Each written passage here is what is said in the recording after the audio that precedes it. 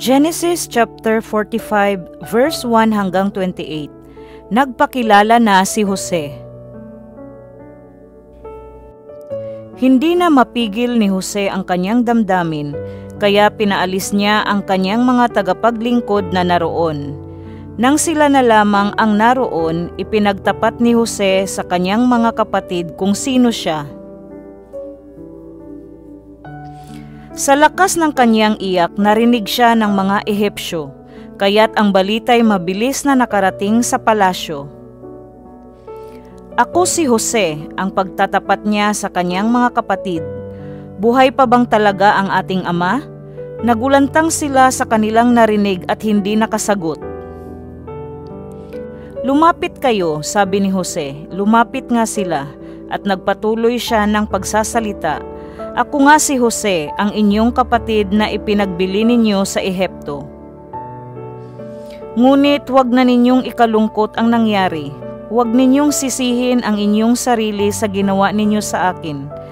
Ang Diyos ang nagpadala sa akin dito upang iligtas ang maraming buhay. 2 taon pa lamang ang tagutom, 5 taon pa ang darating at walang aanihin sa mga bukirin. Pinauna ako rito ng Diyos upang huwag malipol ang ating lahi.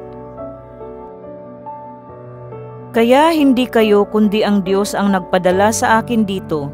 Ginawa niya akong tagapayo ng Faraon, tagapangasiwa ng kanyang sambahayan at tagapamahala ng buong Ehipto. Sinabi pa ni Jose, bumalik kayo agad sa ating ama at ibalita ninyo na ako ang pinamahala ng Diyos sa buong Ehipto. Sabihin ninyong pumarito agad siya sa lalong madaling panahon. Doon siya titira sa lupain ng Goshen para mapalapit sa akin. Ang lahat niyang mga anak, mga apo, mga tupa, kambing, baka at lahat ng inyong ari-arian ay kanyang dalhin.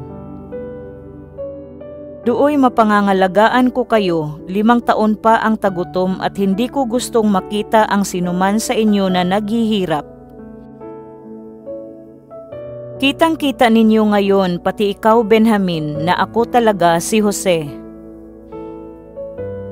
Ibalita ninyo sa ating ama ang taglay kong kapangyarihan dito sa Ehipto at ikwento ninyo ang lahat ng inyong nakita. Hihintayin ko siya sa lalong madaling panahon. Umiiyak niyang niyakap si Benjamin at ito na may umiiyak ding yumakap kay Jose.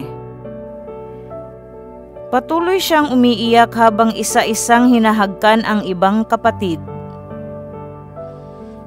Nakarating sa palasyo ang balita na ang mga kapatid ni Jose ay dumating. Ikinatuwa ito ng Faraon at ng kanyang mga kagawad. Sinabi ng Faraon kay Jose, pakargahan mo ng pagkain ang mga hayop ng iyong mga kapatid at pabalikin mo sila sa Kanaan. Sabihin mong dalhin dito ang inyong ama at ang buong sambahayan nila. Ibibigay ko sa kanila ang pinakamatabang lupain upang malasap nila ang masaganang pamumuhay rito. Sabihin mo ring magdala sila ng mga karwahe para magamit ng kani-kanilang asawa at mga anak paglipat sa Ehipto. Huwag na nilang panghinayangang iwanan ang kanilang ari-arian doon sapagkat ang pinakamabuting lupain dito ang ibibigay ko sa kanila. Sinunod ng mga anak ni Israel ang utos na ito.